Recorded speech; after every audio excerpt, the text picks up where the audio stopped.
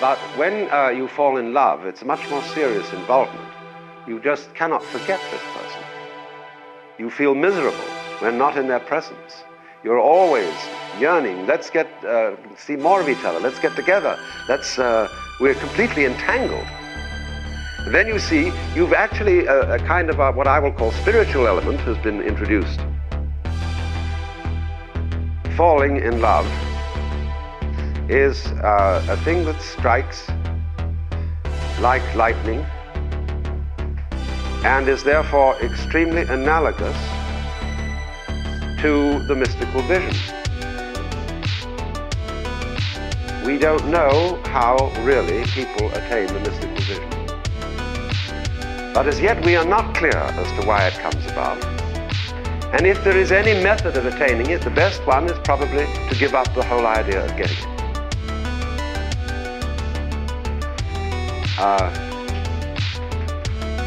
But you see, it is completely unpredictable. And so it is, in that way, like falling in love, capricious, and therefore crazy.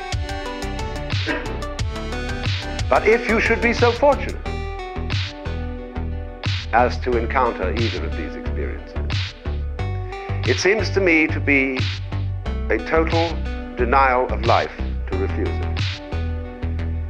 Well, now really, when we go back then to falling in love and say it's crazy, falling, you see, we don't say rising into love. There is in it the idea of the fall.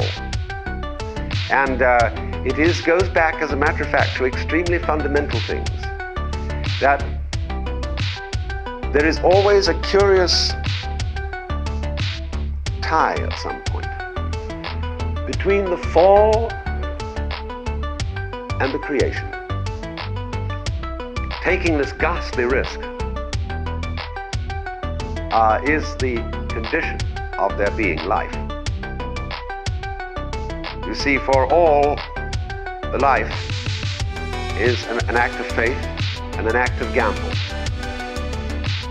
The moment you take a step, you do so on an act of faith because you don't really know that the floor is not going to give under your feet. The moment you take a journey, what an act of faith. The moment you enter into any kind of human undertaking and relationship, what an act of faith. See, you've given yourself up. But this is the most powerful thing that can be done. Surrender. See, and love is an act of surrender to another person. Total.